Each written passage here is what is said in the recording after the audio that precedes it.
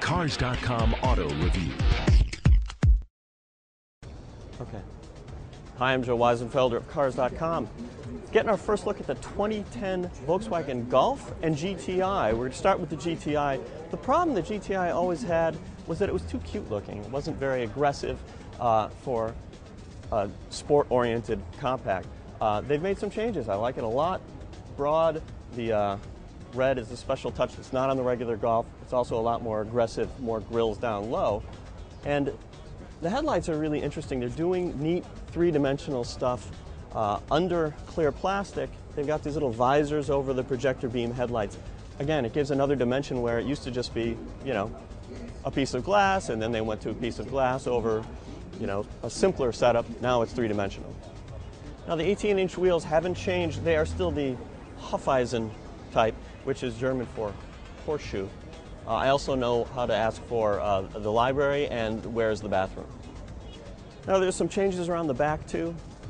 Taillights are interesting, also a little bit three-dimensional.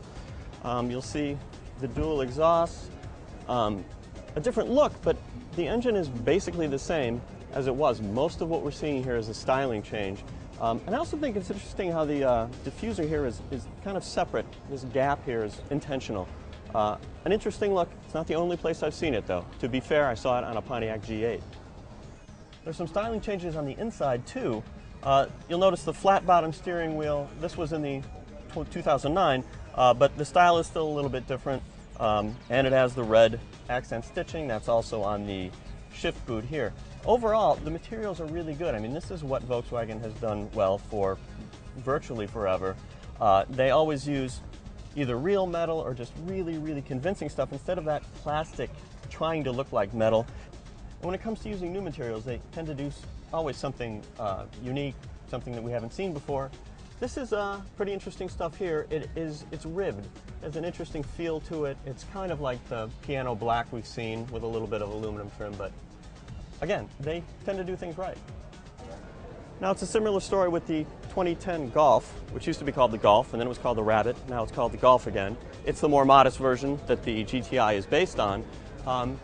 Different model with different front end, still the same idea, horizontal, not as much aggressive grille in the bottom. And the headlights, even though it's roughly the same model, they are different. Interesting stuff going on, three-dimensional. And you got the little VW right in the middle of the headlight.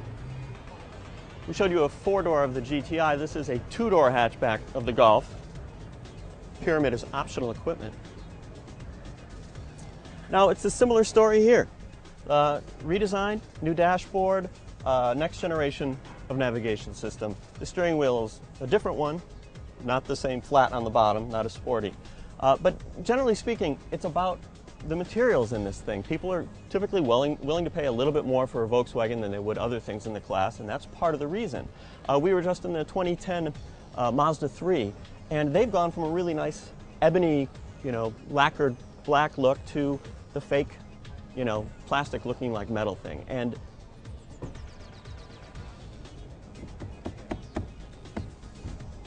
oh, Volkswagen, what have you gone and done?